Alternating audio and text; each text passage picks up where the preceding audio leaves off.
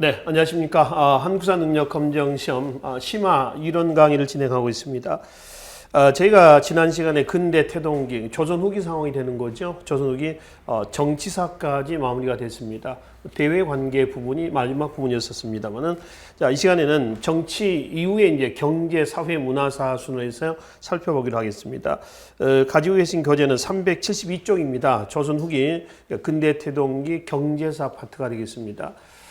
지난 시간에 잠깐 말씀드렸습니다만은 조선 후기 경제 파트는 근세 사회 모순을 극복하기 위한 지배층의 노력에서 수치 체제 개편이 이루어졌었습니다. 그게 이제 전세 제도에서 영정법하고요, 공납 제도에서 대동법, 그리고 군역 제도에서 균역법이었었죠. 그래서 이 세제 개편이 과연 피치층의 입장에서 얼마나 혜택이 갖는가라고 하는 거죠. 그 내용을 토대로 해서 이해를 하시고요. 그래서 피치층 입장에서 별로 혜택이 별로 없었다. 그래서 민중의 자구책에 일환에서 나타난 조선후기의 경제구조 내용을 살펴보시면 돼요. 그게 이제 여러분들 가지고 있는 교재 이 다음 장이 되겠습니다. 이 다음 장에 조선후기의 경제구조의 개편 내용이에요. 그래서 그런 순으로 이해를 좀 하시면 되고요. 그럼 일단 372쪽에 조선후기 외호란 이후에 근세사의 모순을 극복하기 위한 정부의 대책입니다. 세제 개편이죠. 영정법부터 해가지고 순서대로 살펴보도록 하겠습니다. 자, 이걸 한번 봅시다. 일단 그 영정법 전세제도에 대한 얘기예요. 그죠? 전세제도. 이 전세제도의 변청 과정을 국초에서부터 한번 더듬어 보죠. 국초에는 뭐였냐면은 답펌 손실. 그러니까 이걸 다른 말로 이제 손실 답펌법이다 해도 관계가 없습니다. 실제 수확량을 기준해서 거둬들인다라고 하는 거죠. 또는 과점법 체제하에서 답펌 손실로 운영이 되는 겁니다. 조선의 경제적인 기본 틀은 과점법이라는 틀에서 운영이 됩니다. 거기에 조세제도 들어가 있고요. 또 토지제도도 들어가 있고 다 들어가 있습니다. 경제 정책도 들어가 있고요. 그래서 이제 답펌 손실법은 그 중에 토지에 대한 세금이라는 얘기입니다. 얼마를 냈으냐면은 수확량의 10분의 1이었습니다. 그리고 1결당 최고 30도 이상은 거둬들여서는 안 된다. 징수해서는 안 된다라는 단서 조항이 붙었고요. 그리고 또 하나는 병작 반수 있죠. 병작 반수란 얘기는 뭐냐면은 지주와 소작인이 반반씩 나눠 먹는 거예요. 그걸 금지합니다. 못하게 하죠. 10분의 1 걷어들이라고 하는 겁니다. 근데 이 단서를 하나 붙여봅시다. 병작 반수를 금지합니다만은 원칙상 그렇습니다. 그러니까 실제로는 병작 반수가 행해지고 있다라고 하는 겁니다. 이건 왜 그러냐면은 조선계 지대, 땅에 대한 임대료죠. 지대에서 다시 보기로 하겠습니다. 일단 이렇게 운영이 됐었어요. 이거는 근세 경제 때 우리가 이제 말씀을 드렸습니다. 이게 세종대 때 가면은 공법이 제정됐죠. 공법은 세법을 공법이라고 그래요. 우리나라 최초의 국민투표로 시작이 됐다, 실시가 됐다라고 말씀을 드렸습니다. 중앙의 관리부터 농촌의 농민들까지 해서요. 약 17만 명을 대상으로 투표를 했어요. 그래서 이제 통과가 된 법이에요. 찬성이 한 10만 명 정도 되고요. 반대가 한 7만 명 정도 돼요. 그러니까 거의 비슷하죠.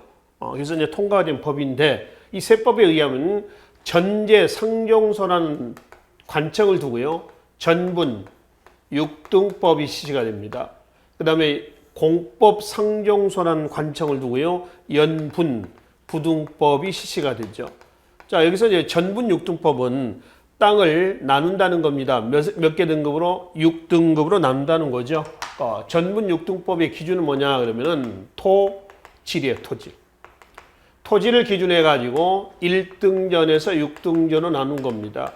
토지가 똑같은 일결입니다만은 크기가 달라요. 6개 등급으로. 작을수록 비옥, 클수록 척박 이렇게 나눈 거죠.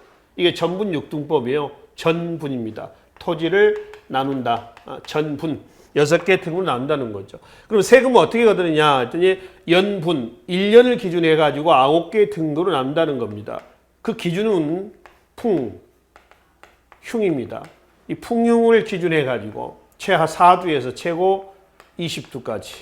자, 4두 하하년이죠. 하하년. 20두는 상상례입니다. 그래서 상상, 상중, 상하, 중상, 중중, 중하, 하장, 하중, 하하에서 9개 등급이에요. 그러니까 각 등급마다 차이는 2두씩 났었어요. 이거는 근세 경제 때 여기까지 말씀을 드렸습니다. 자, 이렇게 운영이 되어 오다가 외란이 시작되고 호란 이후에 와가지고 연분고등법이 제대로 운영이 안 됐던 거죠. 그래서 이게 이제 뭘로 바뀐다는 거죠? 인조 때에 뭘로? 영정법으로 바뀝니다. 영정과율법의 준말이에요. 그러니까 이 영정과율법은 뭐를 기준했냐라고 하는 거죠. 이거는 풍용 기준이 아닙니다. 그냥 1결당 몇 두? 4두로 고정을 시켰어요. 무조건. 풍년이건 흉년이건 1결당 4두입니다. 그럼 영정법 시 결과는 보겠습니다. 지주. 지주는 유리할까요? 불리할까요? 유리할 겁니다. 이때는 풍년인 경우에는 얼마를 내야 돼요? 20두를 내야 돼요. 근데 이때는 풍년이건 흉년이건 최저 세율만 내면 된단 말이에요. 그래서 내 땅을 갖고 있는 사람들은 유리하다, 불리하다? 유리하다. 그렇죠? 그러면 자영농. 내 땅을 갖고 있는 사람들이요. 자영농도 어떻게 했어요? 역시 유리하겠죠. 그렇죠? 아무리 풍년이 들어도 얼마만 내면 된다? 4두만 내면 된다라고 하는 겁니다. 근데 소작농이 있죠. 소작농은 유리할 것 같아요? 아니면 불리할 것 같아요? 내 땅이 없는 사람들. 불리할 이유가 뭐가 있어요? 이거는 땅 지주한테, 그 땅의 지주한테 물리는 세금입니다. 이 소작농 뭐예요? 이 소작농은 내 땅을 갖고 있지 않는 사람들입니다. 이 소작농은 역시 유리하다, 불리하다? 유리하다. 근데 현실은 그렇지 않습니다. 왜 소작농이 유리하지 않고 오히려 되레 불리하게 됐느냐라고 하는 겁니다. 자, 여러분들 교재 373페이지 맨 밑에를 한번 보세요. 373쪽입니다. 맨 밑에 보시면은 영정법의 마지막 칸에 결과와 한계가 있습니다. 그 결과 한계 보면은 두 번째 한번 봐봐요. 지주와 자영농은 유리했는데 소작농은 불리했다라고 되어 있죠. 자, 대다수 소작농이 농민에게는 크게 도움이 되지 못하였고 오히려 부담이 늘어났다. 이유는 한 서너 가지 나와 있습니다. 세금을 낼 때 여러 명목의 수수료, 운송비, 자연소모비에 대한 보충 비용 등이 함께 부과되어서 그 액수가 전세계 몇 배가 되기도 했다라고 했습니다. 그러면 여러 가지 명목의 수수료나 운송비나 자연소모비에 대한 보충비는 원래는 누가 내야 돼요? 땅 주인이 내야 돼요. 땅 주인이. 근데 땅 주인이 안 내고 누구한테? 소작농에게 전가시키는 거죠. 그래서 소작농의 부담이 오히려 더 늘어날 수밖에 없었다. 불리했다라고 하는 겁니다. 자, 여기서 요는 또 하나는 과연 자영농과 소작농의 비율 문제예요. 이게 정확한 데이터가 있는 건 아닙니다만 우리 학교에서는 통상 자영농 한 2 정도 되면은 소작농 8 정도로 봅니다. 대다수는 결론은 누구라? 바로 소작농이다라고 하는 걸 알 수가 있죠. 그러니까 결국 영정법의 뚜껑을 열어보면은 누구만? 지주만 이꼴 양반이죠. 양반 지주만 뭐했다? 유리했었다. 그치? 그리고 대다수의 소작농은 불리했었다. 이런 결론이 나옵니다. 그러니까 결과적으로 영정법 개편에서 겉만 화려합니다. 실제 내신은 없었다라고 하는 것이죠. 이렇게 바뀐 것이 영정법이에요. 그럼 영정법 언제까지 갔냐면은 저 조선 후기 영조 때까지 갑니다. 바로 밑에 한번 보실래요? 영조 때 가면 비총법이라고 있어요. 비총법은 총액제입니다. 총액제. 그러니까 마을 단위로 이제 총 부과해서 세금을 거두어 들인 것을 비총법이라고 그래요. 바로 밑에 셋째 줄 한번 봅시다. 국가에서 수세의 총액을 미리 정하고 각 도의 실제 토지 결수 중에서 재결은 이제 세금을 거둬들이지 못한 토지예요. 그래서 이 재결을 뺀 경작 면적을 비례로 부과하면 이를 다시 호 단위로 부과하는 총액제로 바뀌어서 가복 역대까지 시행됐다. 그러니까 비총법은 뭐냐? 총액제입니다. 예를 들어서 이런 경우죠. 국가가 A라고 하는 경기도입니다. 경기도라고 하는 이 지방의 세금을 예를 들어서 쌀 100가마 부과합니다. 그 경기도에서는 각 부모 군현 있죠. 각 지방에 100가마를 이제 나누는 겁니다. 여기는 너 한 25가마, 25가마에서 쌀을 내라라고 하는 겁니다. 요 부라고 하는 이 행정구에서는 다시 이 가구수가 한 10가구 정도 된다. 10가구 총 한 가구, 한 거에서 10가구 정도인데 25가마를 10가구에다가 이제 n분의 1로 부과하는 겁니다. 이런 식으로 하는 거죠. 근데 문제는 이게 총액제 아닙니까? 총액제예요. 비총법이라고 있습니다. 국가가 총액수를 제정해놓고 미리 만들어놓고 부과하는 거죠. 그러니까 여기서는 A라는 농부가 있습니다. A라는 농부가 이 해에 예를 들어서 흉년이 들었어요. 흉년이 들어가지고 세금을 제대로 못 낼 상황이 됐는데 의무적으로 이렇게 부과를 해버리는 거죠. 풍용 관계없이. 그러면 이 사람은 세금 낼 수 있어 없어? 없다는 거죠. 이런 문제가 나오는 거죠. 그러니까 이거는 이제 총액제, 이거 영조 때 이제 뭘 한다? 비총제를 하는데 이게 형식적이나마 가보격 때 1894년까지 실시가 됩니다. 영조는 18세기예요. 그러면 가보격은 19세기 말입니다. 그러니까 근한 150년 가까이 총액제가 실시가 됐었습니다. 그러니까 왜 이 총액제가 실시가 됐느냐라고 하는 겁니다. 바로 농민의 뭐가 심했다는 거예요? 이탈이 심했다는 겁니다. 여러분들 영조 이후 그러면 누구예요? 영조 다음에 누가 나오죠? 정조가 나오죠. 그 다음에 정조 다음에 누가 나오나요? 순조 나옵니다. 그 다음에 헌종이 나오죠. 그 다음에 누가 나오죠? 철종이 나옵니다. 그 다음에 누가 나오죠? 고종이 나옵니다. 고종대 때 이제 가보격이 단행되잖아요. 그렇죠? 1894년이에요. 그러면 영조에서 여기까지 지금 뭐가 비총법, 총액제가 실시가 됐다라고 하는 겁니다. 이거는 조선 후기 상황이 안정이 안 됐다는 거죠. 특히 이 시기는 3대 63년이라고 하는 기간 동안은 세도 정치입니다. 그 세도 정치로 인해서 농민의 이탈이 상당히 심했다는 거죠. 그래서 총액제로 세금을 부과하고 있는 이런 모습을 확인해 볼 수가 있습니다. 하여튼 총액제 부분은 여러분들 무시하셔도 됩니다. 일단 영정법 다음은 총액제로 됐다는 것만 이해하시고 여러분들 영정법 내용만 여기에서 정리를 하시라는 얘기입니다. 한편 이 전분 육등법은 연분 구등법이 인조 때 영정법으로 바뀌면서 이거는 효종대 때 토지를 기준해 가지고 토지의 크기를 1등전에서 6등전으로 나눴다고 그랬죠. 근데 일결의 면적을 통일시켜 놓습니다. 이게 효종대 때 뭐냐면은 양, 척, 동, 일법이라고 그래요. 그래서 토지의 일결이죠. 일결의 면적을 측량 면적이 되겠죠. 통일시켜 놨습니다. 그러니까 이때 이제 일결 그러면 예를 들어서 일결, 이것도 일결이고 이것도 일결 뭐 이런 식으로 해서 6개 등급으로 나누지 않습니까? 근데 양척 동일법에서 일결 그러면 하나로 통일이 됐다라고 하는 겁니다. 그리고 영정법화에서 세금을 거둬들이고 있다라고 하는 거죠. 이게 조선 후기 전세제도 개편에서의 영정법에 대한 내용이 되겠습니다. 자, 뒤로 좀 넘어갑시다. 두 번째 조선 후기 세제 개편에서 이제 공납제도 개편입니다. 대동법이 되는 것이죠. 공납은 어디에 대한 세금을 공납이라고 그랬어요? 호세입니다. 호. 매 가가 호호마다 내는 세금을 얘기를 합니다. 공납은 세 가지가 있었죠. 종류가 정기적으로 내는 상공, 부정기적으로 내는 별공. 이거는 고려시대 때도 있었고요. 조선시대 때 오면 추가가 된 것이 뭐였어요? 진상입니다. 지방관이 중앙관이나 또는 뭐 왕에게 특별히 갖다 바치는 거죠. 이걸 뭐라고 그래요? 진상이라고 그래요. 이걸 어떻게 이제 부과하느냐? 부과 방법이 됐어요. 국가가 어디다 낸다? 호세호. 매 가가 호호마다 내는 겁니다. 집집마다 부과하는 거죠.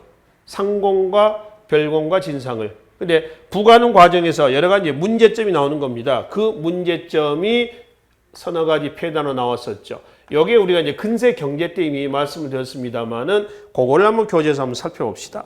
맨 위에 한번 봐요. 374쪽에 맨 위에 보시면은 방납의 폐단 해가지고 있죠. 둘째 줄 봐봐요. 자, 각 고을에서는 민호를 단위로 부과했는데 징수에 부과 징수했는데 자, 첫 번째 폐단이 있습니다. 1. 수요량을 기준으로 한 부과. 그러니까 생산량을 기준해서 부과하는 것이 아니라 수요량을 기준해서 부과했다는 겁니다. 국가가 예를 들어서 강화도에다가 인삼을 한 100뿌리 부과했습니다. 왜냐하면 국가가 인삼이 그 해에 100뿌리가 필요했던 거죠. 100뿌리 부과했어요. 근데 강화도에서는 인삼이 1년에 한 10뿌리 정도는 밖에는 생산이 안 된다는 거죠. 그럼 100뿌리는 어떻게 구하냐는 얘기입니다. 못하는 거죠. 그러니까 생산량을 기준으로 하지 않았다라고 하는 그 문제점 하나 하고요. 그렇죠? 자, 두 번째는 불산 곡물 과세라고 그랬죠. 불산, 생산되지 않는 특산물을 부과하는 겁니다. 강원도 예를 들어서 첩첩 산골에 뭐 명태 또는 뭐 생선을 니들 말이야 뭐 한 100마리 잡아다가 갖다 바쳐라 이렇게 하는 거죠. 그러면 산골에 사는 사람들이 생선 잡으러 가겠습니까? 명태 잡으러 뭐 바다로 가겠냐는 얘기예요. 못 가는 거죠. 농민은 거주 이전에 자유가 있나요, 없나요? 없죠. 그래서 이런 문제점, 생산되지 않는 특산물을 부과하는 문제점 두 번째입니다. 자, 세 번째는 보면은 폐단입니다. 수송과 저장의 불편등으로 인해서 방납이 있어야 돼, 방납. 방납은 다른 말로 뭐라고 그래요? 대납. 대신 납부한다는 거죠. 또는 선공납 후징수라고 그래요. 이런 폐단이 있고요. 여기다가 이제 앞에 이제 우리가 근세 경제 때 나왔었던 이런 폐단도 있었죠. 인납, 점태 이런 폐단이에요. 인납은 지금 당장 낼 것도 없는데 내년 것까지 미리 걷어들인 겁니다. 점태는 어렵게 만들었어요. 갖다가 내려고 하니까 수량이 맞니 안 맞니 뭐 품질이 좋으니 안 좋으니 하면서 안 받아버리는 거죠. 퇴짜를 넣는 겁니다. 그걸 뭐라고 그래요? 점태라고 그래요. 이게 지금 뭐예요? 이게 방납 폐단 또는 대납의 폐단 또는 공납의 폐단이라는 얘기입니다. 그러니까 이런 폐단 속에서 농민이 내지 못하니까 대신 누가 대신 내주고 농민으로부터 수고비를 받아가는 겁니다. 그거를 방납의 폐단이라고 그래요. 대납의 폐단 또는 같은 얘기입니다. 선, 공납, 후, 징수의 폐단이다. 같은 얘기예요. 그러니까 선공납이라고 하면은 지금 방납자가 나오죠. 그 방납자라고 한다면은 뭐 서리, 경절이 이런 사람들 얘기합니다. 대신 납부하는 사람들이죠. 얘네들이 국가가 일래서 지방에 각 호 단위로 세금을 무는데 부과하는데 이런 식으로 부과하다 보니까 세금을 못 낸다는 얘기예요. 그래서 중간에 어떤 작자가 등장해서 국가에다가 먼저 뭐를 하고 선공납하고 그렇죠? 그 다음에 농민으로부터 수고비를 붙여서 뭘 한다? 후 징수한다라고 하는 거죠. 이걸 우리는 뭘 한다? 방납 또는 대납의 폐단이다 라고 하는 겁니다. 인삼 한 뿌리 내주고 인삼 10뿌리 값을 받아내는 거예요. 이게 폐단이에요. 이게 몇 세기 때 가장 큰 폐단이냐면은 16세기 때 가장 큰 폐단으로 나옵니다. 이 폐단을 시정하기 위한 대책이 전혀 없었던 것은 아니에요. 조광조, 이이, 유성룡 자 이런 사람들이 여러 가지 대책들을 강구를 합니다. 조광조는 우리가 기묘사화 때 한번 봤었죠. 기묘사와 관련된 또 조광조와 관련된 내용은 항상 출제가 되는 부분이에요. 꼭 기억을 해 두시라고 했습니다. 그래서 조광조는 없는 걸 부과해서 되느냐? 불상공을 부과합니다. 있는 걸 부과하자. 그래서 공안은 이제 특산물을 거둬들인 장부입니다. 공안을 다시 작성하자. 현실에 맞게. 근데 기묘사화로 제거됐습니다. 자, 이 대공수비법, 공납 대신 대공, 수미, 쌀로 거둬들이자는 얘기죠. 쌀은 다 생산되는 거니까 공통적 전국에 쌀로 거둬들이자. 근데 안 됐습니다. 유성룡은 이제 공물 작미의라는 저서에서 역시 대공수비법을 주장을 했어요. 유성룡의 주장은요, 한 10개월 정도 실시가 됐어요. 근데 결국 기득권 측의 반발로 제대로 실시가 안 됐습니다. 10개월 만에 폐지가 됐어요. 결론은 조광조나 이이나 유성룡의 주장은 제대로 안 됐다. 실패했다라고 하는 겁니다. 그래서 이런 폐단이 계속 누적이 되고 있었던 거죠. 그게 외란이 끝나고 나서도 계속 누적이 되고 있었던 거죠. 그래서 외란 이후에 등장했던 북인 정권, 즉 광해군이죠. 광해군대 때 여기에 대한 이제 근본적인 대책의 일환으로서 전후 복구책의 일환으로서 뭘 실시했어요? 바로 대동법을 실시하게 됐죠. 원래 대동법 시관청은 선해청이라고 그래요. 원래는 선해법이라고 했습니다. 그러니까 혹간 나중에 선해법이라는 얘기가 나오면 아 이거 대동법에 대한 얘기구나 이렇게 이해를 하시면 돼요. 그래서 대동법을 실시해서 토지 단위로 1결당 얼마 12두로 거둬들였습니다. 12두. 이걸 뭐라고 해서 대동리 또 쌀이 많이 생산되지 않는 것은 돈으로도 냅니다. 대동천. 이 돈은 어떤 돈이냐 하면은 조선 후기 때 가장 광범위하게 유통된 상평통보예요. 그리고 대동포로도 냅니다. 포. 그래서 이런 식으로 해서 토지 1결당 12두로 환산해서 이렇게 걷어들이고 있었다라고 하는 겁니다. 이게 조선 후기에 공납제도의 폐단을 시작하자는 뭐죠? 대동법이 되겠습니다. 자, 대동법의 실시 과정을 순서대로 한번 봅시다. 교재 374페이지 중간에 실시 과정이 있죠. 광해군대 1608년에 경기도에서 이때 이제 1결당 16두죠. 최초로 이원익 등의 주장에서 실시가 됩니다. 인조 때 강원도로 갑니다. 효종대 때 전라도, 충청 전라도, 숙종대 때 경상도, 황해도까지 해서 전국적인 실시. 그러니까 황해도까지 해서 몇 년이에요? 1708년입니다. 대동법 실시 시기를 한번 보시면은 1608년에서 8년이에요. 경기도에서 시작이 돼서 황해도를 끝으로 해가지고 몇 년 걸린 거예요? 100년 걸렸습니다. 근데 거기 보면은 익류지역을 뺀 나머지라는 얘기가 있습니다. 익류지역은 세금을 걷어들이지 않는 지역이 아니라 세금을 걷어들이는데 중앙으로 조운하지 않는 지역을 뭐라고 그래요? 익류지역이라고 그러죠. 그래서 그 익류지역은 우리가 근세 경제 때도 얘기했습니다만 어디예요? 평안도 지역하고요, 황해도 하고요, 그 다음에 제주도입니다. 제주도는 행정구역이 도가 아니죠. 조선 팔도 할 때 도가 아니라 제주도는 그냥 섬이에요, 섬. 섬도자를 씁니다. 제주도예요. 그 제주도는 어느 지역의 행정구역에 편입됐냐면은 어디예요? 전라도에 편입이 되어 있는 섬입니다. 그래서 일단 함경도, 평안도, 제주도는 무슨 지역이다? 익류지역이다, 익류지역. 그러니까 세금을 걷어들이지 않는 지역이 아니라 세금을 걷어들이는데 중앙으로 운반하지 않고 자치경비로, 군사비, 중국 사신 왔다 갔다 할 때 경비, 이런 자치경비로 사용을 합니다. 이걸 익류지역이라고 그래요. 아시겠죠? 그래서 이제 익류지역을 빼고 나머지 실시하는데 100년 걸렸다. 그런 오래 걸린 거예요? 아니면 단기간에 끝난 거예요? 굉장히 오래 걸린 거죠. 그러니까 왜 100년씩이나 걸렸겠느냐라고 하는 겁니다. 이유는, 가장 큰 이유는 뭐예요? 공납이 호세에서 뭘로 바뀌었다는 거예요? 전세로, 토지에 대한 세금으로 바뀌었다는 거죠. 그러면 이건 일종의 재산세 개념으로 바뀐 거거든요. 그럼 누가 반대하겠어요? 양반 지주들이 반대하겠죠. 그러니까 부자들이 반대할 거란 얘기입니다. 대다수 소농들이고 소장농이고 이런 상황에서. 그래서 그 양반 지주의 반대로 해서 100년씩 걸릴 수밖에 없었다라고 하는 것이죠. 그리고 이제 대동법의 실시 과정 바로 밑에 실시 지연된 이유가 있습니다. 지금 말씀드렸던 그 실시 결과를 좀 보겠습니다. 마지막 줄 한번 봐봐요. 대동법 실시 관청을 뭐라고 그랬어요? 선해청이란다. 그렇지? 선해청. 그리고 대동법이 실시가 되면서 방납의 폐단, 아까 뭐라고 했죠? 이거요. 선공납 뭐라고? 후징수죠. 이 방납의 폐단이 소멸이 됐었으며, 뒤로 가겠습니다. 과세 기준이 호 단위에서 뭘로? 전 단위로, 토지 단위로 바뀌었습니다. 그리고 대동법 실시로 인해서 미곡 집산지, 쌀 거둬린 적이죠. 삼남긴, 삼남긴은 마산 쪽이에요. 그 다음에 강경, 원산 등이 상업도시로 성장하게 됐으며 대동법 실시로 인해서 나타난 특허상인이 있죠. 누구라고 그래요? 공인이라고 합니다. 공인, 박스를 좀 쳐놓읍시다. 박스. 공인이 선해청으로부터 공가를 선물로 받아가지고 그 돈을 받아가지고 물건을 사서 납품을 하는 거죠.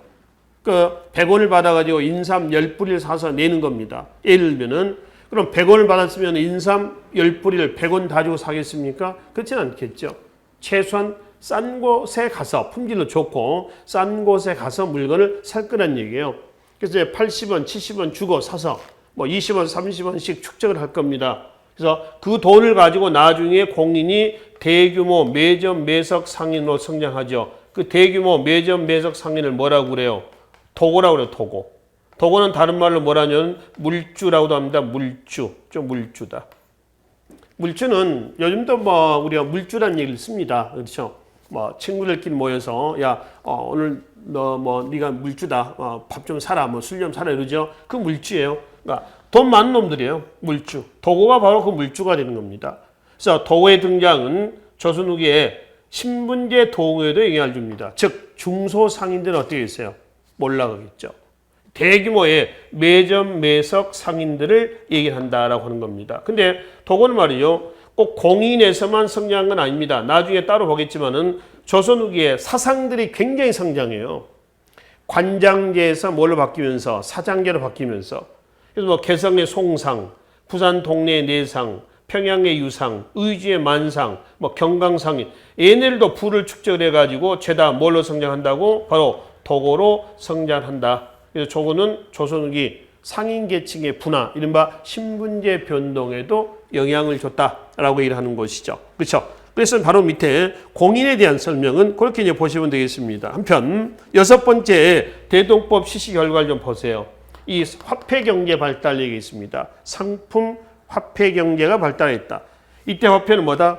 대동전에서 냈던 상평통보란 얘기입니다. 그렇죠? 그리고 공납이 급납화되는 계획이 됐다. 이거 한번 볼까요?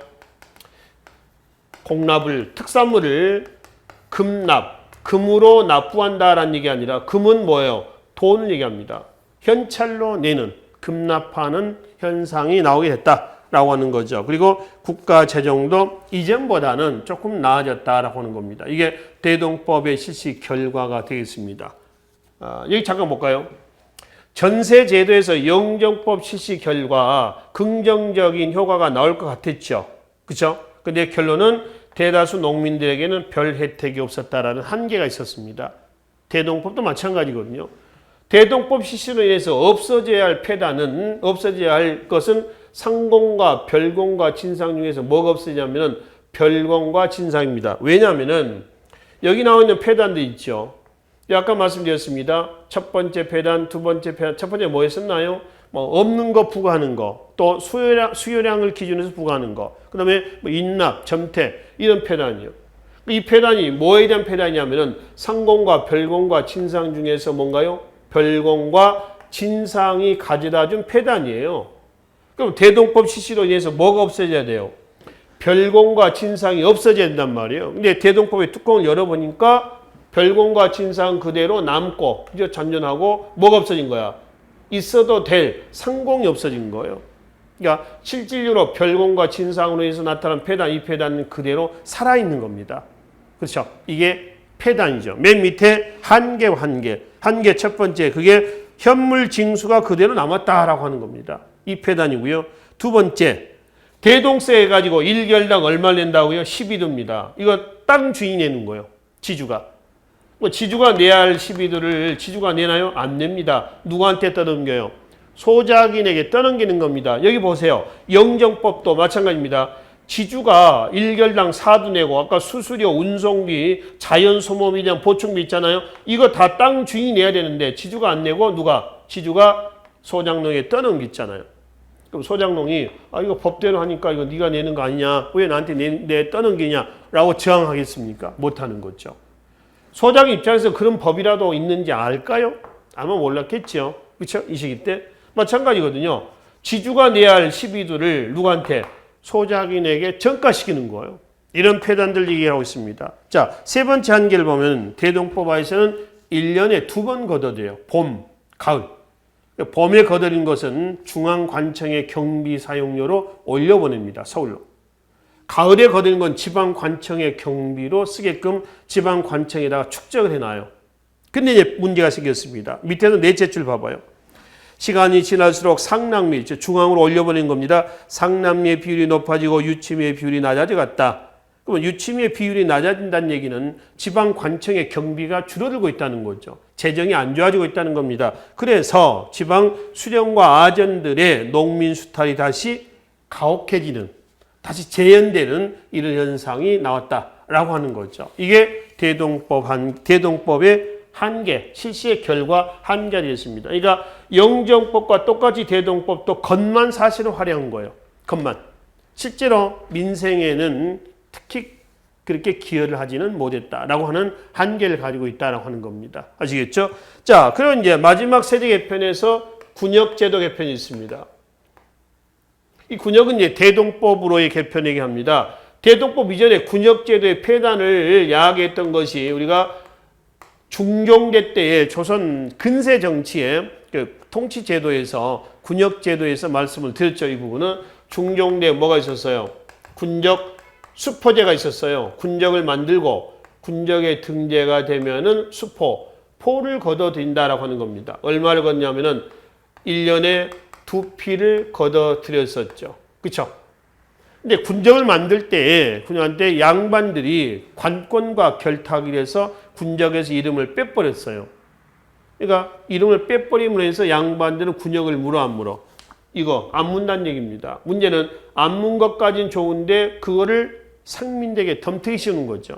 그래서 군적 수포제 실시 결과 양반과 상민 간의 신분 구분이 뚜렷해졌으며 또 하나 상민의 군역 부담이 증가가 됐으며 그렇죠? 또 하나 이로써 조선의 군역 군사제도가 완전히 무너졌다라고 하는 한계, 폐단이 나왔었습니다. 그래서 이 중종대 군적 수포제 폐단을 시정하기 위한 여러 가지 대책이 이 시기 때 없었던 건 아니에요. 있었어요. 그걸 우리는 뭐라 하냐면 양역 변통론이라고 그랬어요. 양인이 물고 있는 군역을 변통, 바꿔보자라고 하는 겁니다. 결론은 잘 되지는 않았다라고 하는 겁니다. 그 양역 변통론에 여러 가지 주장이 있죠. 자, 교재 376쪽에 맨 밑으로 한번 와보십시다. 맨 밑에. 호포론부터 해서 밑에 간필론까지입니다. 전부 묶어서 양역 변통론이라고 묶겠습니다. 호포론은 매 호마다 물리자. 그러니까 양반이건 상민이건 매 호마다 포를 물리자는 거죠. 신분에 관계없이. 두 번째는 농병일치론입니다. 농병, 농사도 짓고 또 군역도 물게 하자는 겁니다. 이거는 자용농을 토대로 운영하는 거죠. 그 기반 위에 운영하는 겁니다. 그리고 결포론, 토지 단위로 물리자. 일결당 얼마씩 포를 물리자는 거죠. 유포론, 유생들한테도 물리자. 양반들, 유생들. 왜 걔네를 안 무냐, 군역을. 똑같이 물리자는 얘기죠. 그 다음에 구전론이 있습니다. 구전론은 모든 사람에게 물리자. n분의 1로 물리자는 얘기죠. 마지막 6번째는 간필론이다. 간필, 군포를 반으로 줄이자. 지금 1년에 2필은 너무 많다. 반으로 죽이자. 그래서 이게 전부 다 묶어서 양역 변통론이라고 그래요. 그 중에 맨 위에 나와 있는 호포론하고 농병일치론이 있죠. 이거는 중농실학자 유형원이 주장했던 군역제도 개편안 중에 또 나옵니다. 나중에 실학에서 확인하겠습니다. 여튼 군적수포제 폐단을 시정하자는 주장이 없지는 않았지만 있었다. 그러나 잘 되지는 않았습니다. 그래서 군적수포제 폐단이 계속 누적이 되면서 영조 때 와서 비로소 역을 균등히 한다 해서 실시가 했던 것이 뭐예요? 균역법입니다. 역을, 군역이죠. 균등히 한다라고 하는 겁니다. 그래서 12개월, 1년에 군포를 종래 2필을 내던 것이 몇 필로? 1필로 반으로 줄였습니다. 2필에서 1필로. 일종의 양역 변통론이 일부분이 반영된 결과가 되는 것이죠. 그렇죠? 문제는 균역법 실시로 인해서 반으로 줄인 거 있죠.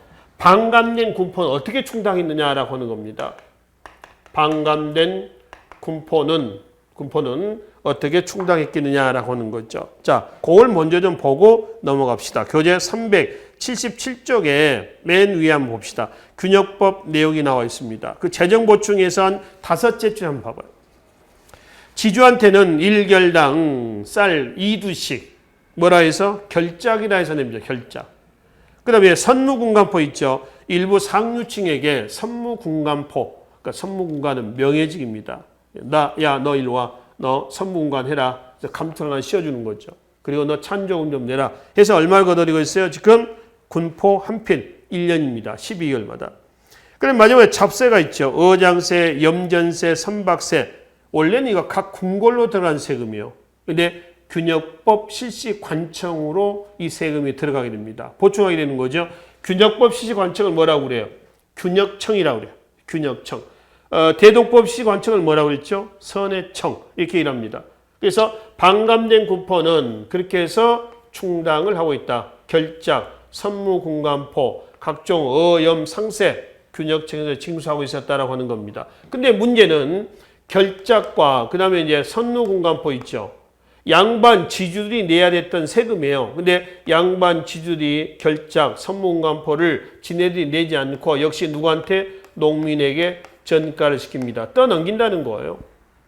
양반은 싹 빠져버리는 거죠. 결국 피치층의 세금 부담만 느는 이런 결과가 처리가 됐습니다. 이게 지금 밑에 균역법의 바로 밑에 보시면은 결과와 한계예요. 그러니까 앞에 나왔던 영정법도 겉만 화려했지.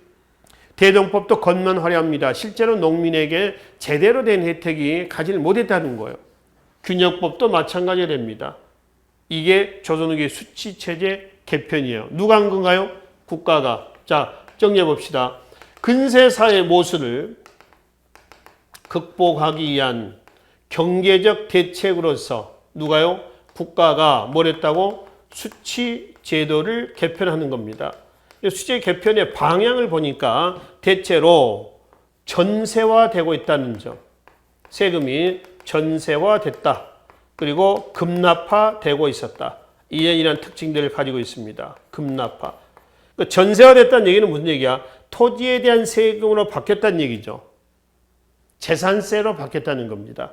그러면 결국은 누구의 부담이 늘어나야 되느냐 이거예요. 누구? 양반, 지주의 부담이 늘어나야 된다는 거죠. 근데 실제로 뚜껑을 열어보면 그것도 아니었다. 그래서 조선시대 때 전세화됐다라고 할 때요. 토지 1결을 소유하고 있었을 때 총 내는 세금은 얼마요? 20.2두가 나온다는 거예요. 그럼 여기서 20.2두는 어떻게 20.2두가 나오냐? 자, 영정법 4두 더하기 대동법 12두 더하기 1결당 또 균역법에서 보면은 뭐 결작이 있어서 결작 1결당 얼마? 지주한테 2두 더하기 조선 후기에 훈련도감에 삼수병을 양성하기 위한 삼수미세에서 2.2두가 나와요. 그래서 토지 1결을 소유하고 있을 때 총 내는 세금 얼마다? 20.2두다라고 하는 거죠. 그래서 전세화됐으며 또 하나는 급납합니다. 돈으로 세금 낸다는 거야. 금덩어리로 세금 낸다는 건 아니에요. 돈으로 낸다. 이때 돈은 무슨 돈이냐? 이거예요. 아까 말씀드렸던 상평통보입니다. 그러니까 조선의 상품 화폐 경제가 발달하고 있었다라고 하는 것을 확인해 볼 수가 있죠. 그래서 교재 377쪽에 우측에 그 날개 쪽에 보시면은 조선후기 수치제도의 특징에서 첫 번째 뭐라고 했어요? 조세에 뭐했다? 전세화다. 토지에 대한 세금으로 바뀌었다라고 하는 부분이에요. 그리고 총액제라고 하는 게 있습니다. 다른 말로 공동납제다. 아까 전세제도 잠깐 말씀드렸었죠. 영조 때에 뭐요? 피총제, 또 피총법이라고 합니다. 공동납제, 총액제에서 이제 실시가 됐던 것을 얘기를 하는 것이죠. 여튼 지금 두더지가 나타나는 것은 전세화됐다는 점, 그리고 급납화됐다는 점. 이게 조선 후기 국가가 근세사의 모순을 극복하기 위한 세제 개편의 내용들이었었습니다. 그러면 이 결과로 한다면은 양반 지주의 부담이 늘어나야 되잖아요. 실제로는 양반 지주의 부담이 늘어나서 아니다라고 하는 겁니다. 그래서 정부의 미온적인 이런 경제구조 개편에 피치층이 있죠. 민중들은 더 이상 이러한 국가의 시책에 기대할 수가 없었던 거죠. 그래서 여기에 대한 민중의 뭐가 나온다? 자구책이 나왔던 거죠. 그러니까 민중 입장에서는 야, 이래가지고 되겠느냐? 우리 이러다 굶어 죽는 거 아니냐? 이거 안 되겠다. 우리가 스스로 극복하자. 그래서 민중의 자구책이 나오는 겁니다. 여기서 민중의 자구책의 등장은요. 갑자기 나온 건 아니에요. 어느 날 갑자기 일어나서 야 우리 들고 일어나자 이렇게 나온 건 아니라는 얘기입니다. 그동안에 외란을 겪으면서 외란 이후의 상황을 겪으면서 꾸준히 민중의식이 어땠다는 거예요? 신장됐다는 겁니다. 민중의식의 신장을 토대로 한 민중의 자구책이 나오는 거죠. 민중의식은 밑바닥인데 민중의 자구책 이게 나옵니까? 안 나온다는 얘기입니다. 조선 후기 때 지배층에 대한 반발로 피치층의 저항의 방법으로서 가장 최후의 방법이 뭐예요? 밀란이죠. 그럼 뭐 홍경래난이라든가 임술밀란, 진주밀란을 포함해가지고 임술련에 일어났던 밀란들이 일어나잖아요. 그럼 이런 밀란은 조선 후기 때 갑자기 역시 튀어난 건가요? 그렇지 않습니다. 역시 민중의식의 신장을 전제를 하는 거죠. 자, 고려 문벌 기록사의 모순의 무신정변으로 저항합니다. 무신들이. 무신정변의 원인은 단순히 무신에 대한 차별 대우였나요? 그건 아니죠. 거란과 여진의 침략을 격퇴하는 과정에서 무신들의 지위가 향상됐다는 거예요. 그걸 전제를 하는 겁니다. 그렇죠? 그래서 민중의 자구책은 갑자기 나오지 않았다라고 하는 걸 말씀드리는 겁니다. 그래서 민중의 자구책의 결과 조선 후기 경제 구조가 어떻게 했다는 거예요? 바뀌고 있다는 겁니다. 변화가 되고 있다. 그래서 조선 후기 경제 구조 변화 내용을 우리가 이제 여기서 이 다음 장입니다. 농업, 상업, 수공업, 또 뭐 광업, 그다음에 화폐 유통이라든가 기타 등등등등 이러한 경제 구조 변동을 이해를 좀 하자는 얘기입니다. 그러니까 조선후기 경제구조 변동 바로 밑에 이제 다음 장입니다. 378쪽에 보시면은 조선후기 농업의 변화부터 해가지고 6번째 챕터에서 조선후기 경제구조 변동은 뭐의 결과였다? 민중의 자구책의 결과였다. 이렇게 일하시면 돼요. 아시겠죠? 이게 조선후기의 경제 부분에서 우리가 정리를 해야 될 부분이 되겠습니다. 아시겠죠? 자, 그래서 이제 일단 이 시간에는요, 우리가 조선 후기 국가의 수치제 개편입니다. 영정법, 대동법, 균역법에 대한 개편 내용만 정리를 하고요. 바로 378쪽에 나와 있는 조선 후기 농업 부분의 변화 내용은 다음 시간에 이어서 바로 정리하도록 하겠습니다. 수고하셨습니다.